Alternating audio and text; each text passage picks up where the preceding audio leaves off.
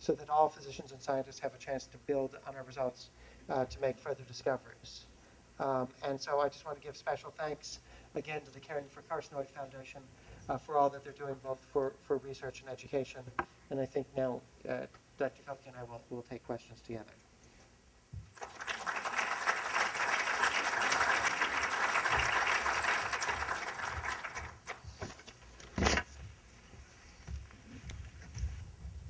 Should we turn off these and use the mic?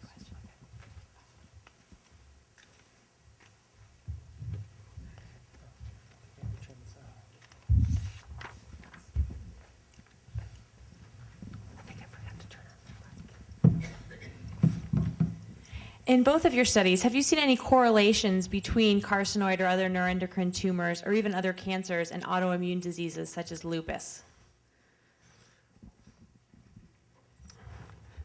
I have to say not really. It's one of the things that we are always on the lookout for, and I guess yet another reason to try to collect data from all the patients that we see in order to try to identify some of those correlations. It's been very difficult previously to try to make some of those associations because the data just hasn't been there.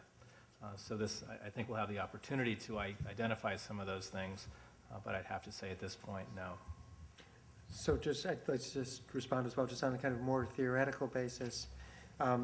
These types of, there are a couple rare cancers that are known to be associated with autoimmune disease. I think the example is Sjogren's syndrome is associated with Sjogren's syndrome, which is a rheumatoid disease, and skin disease is associated with some forms of lymphoma. And we're certainly interested in exploring the connection between infection and cancer and autoimmune disease. Thank you. What work is occurring to determine how genetics might play a role in neuroendocrine tumors? Is there any way that patients' family members can support research efforts by donating their samples as well? So our study that is really a somatic genetic study. That is to say, we're looking for the changes within the same individual between the DNA in the rest of the body and the DNA in their carcinoid tumor. I know the Caring for Carcinoid Foundation has supported another study by Dr. Josephine Ho at Yale University that's been looking for germline genetic factors, inherited factors that might be associated with the risk of carcinoid. And I think these studies have been occurring in many cancers. And just one interesting thing about the results of these studies is that many of the genes found to be important in the inherited risk for cancer are the same genes that are the important cancer-causing genes, the oncogenes and tumor suppressor genes. I don't know, do you have anything to add to that? Yeah, so I think that was one example of a study, and I showed you very briefly the early results of a similar type of study that we've been working on as well. There are really two ways to look at inherited factors, and one is the one that was just asked about, looking at people who might have a familial syndrome, and there you really do want to get family members and see if there is an association. In carcinoid tumors, there are in fact some families where carcinoid runs in the family, but those families are very, very few and far between. At least to date, no one's thought that there are enough to really do a solid study to identify and get at the genetic roots in that fashion. And that's why at least the current approaches are in fact taking patients and non-family members. So, and seeing if you can see an association between a large group of patients and then a large group of people who are not related, either friends or spouses, and see if you can identify the differences and figure out which genes are causing carcinoid in that way. And how many people would be required to do a study like that?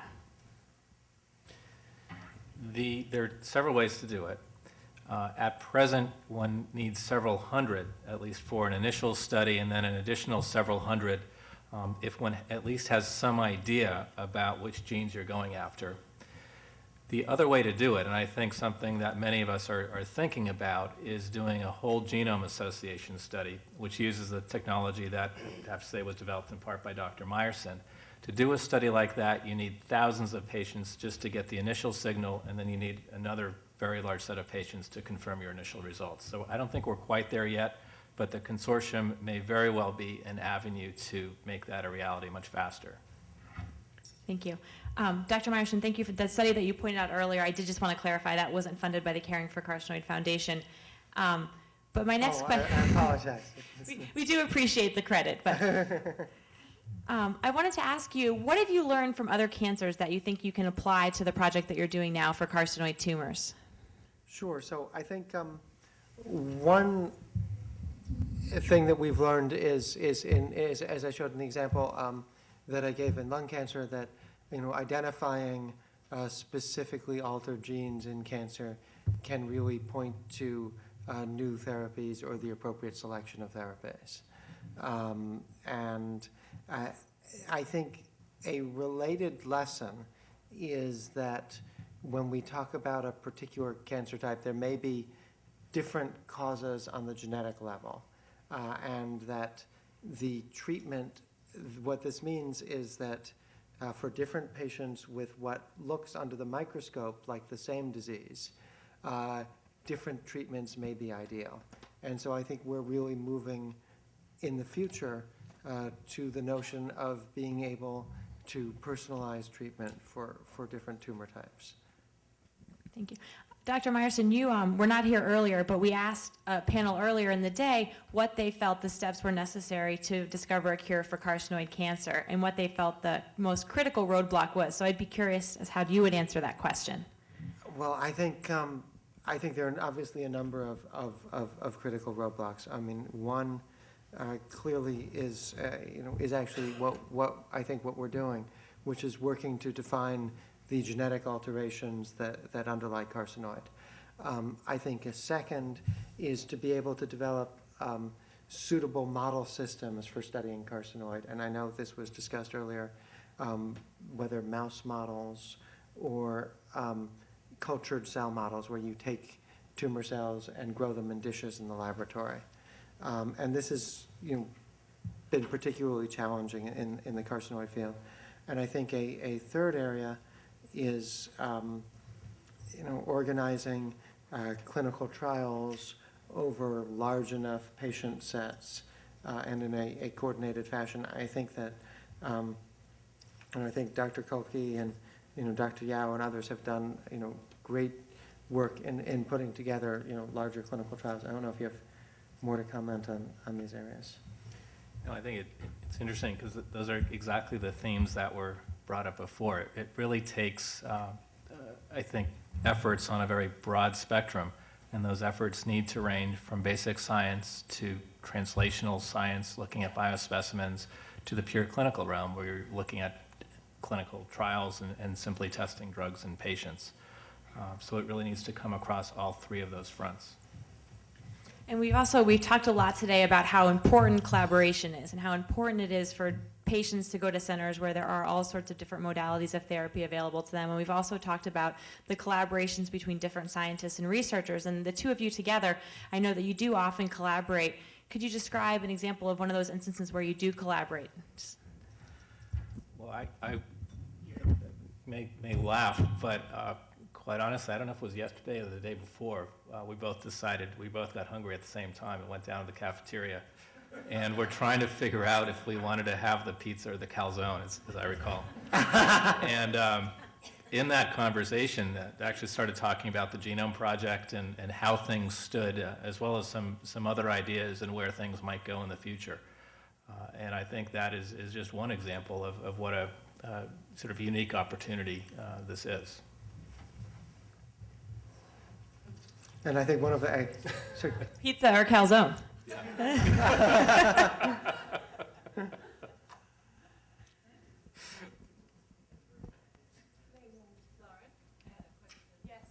you talked about the gene alterations, it seems like the approach is either to kill the gene that's malfunctioning or to maybe prevent it from happening to somebody in the future. But is it thought that it's a one-way street, that once the gene has altered, it can't ever go back to normal? No. So sometimes there's some genes, so just a couple different issues there. So there's the idea of gene therapy, where you try to take an abnormal gene and replace it with the correct gene.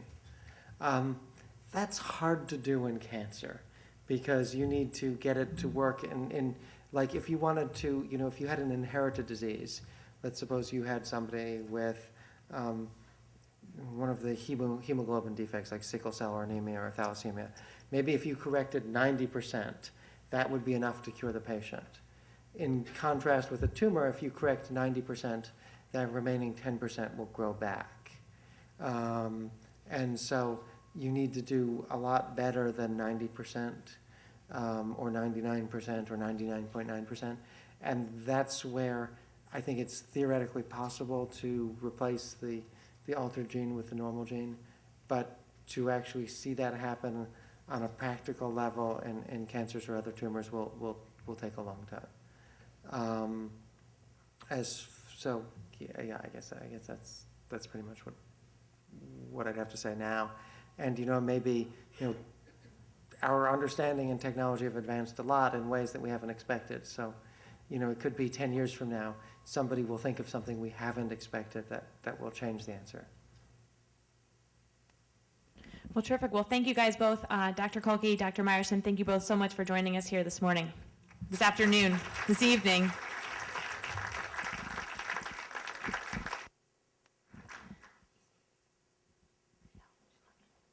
And so now we have our final and our most anticipated presentation of the morning. We have Carrie Host, who is a director of the Caring for Carcinoid Foundation. Carrie is also the author of a memoir, Between Me and the River. Some of you last night were able to join us in the Healing Garden at MGH, where Carrie also read from her book and signed some copies of her books. But for those of you that missed us last night, you'll have the opportunity to hear Carrie's words this afternoon.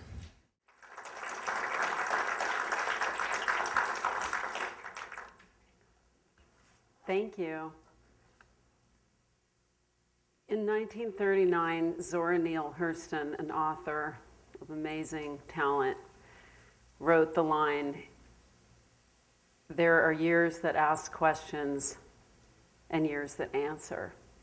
And I find that line very compelling, particularly for all of us that find ourselves with a cancer diagnosis. For me, 2009 is definitely a year that answers.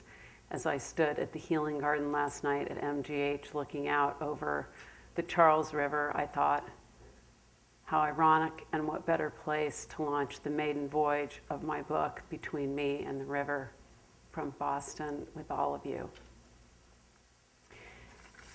I'm thinking about cutting it short because I want us all to be able to get that bus. So I only had 13 pages selected to read. I'm going to read them. If Nancy or Lauren, you feel the need to get the hook, I am not one of these brilliant doctors, but a writer that you can yank off the stage. So I'm going to start.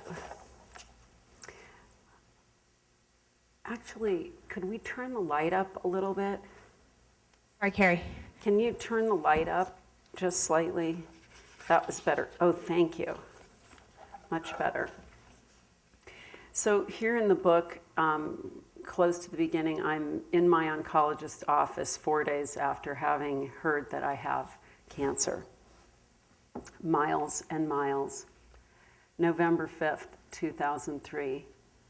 Hardly any other word leaves us as numb or as frozen in time as cancer.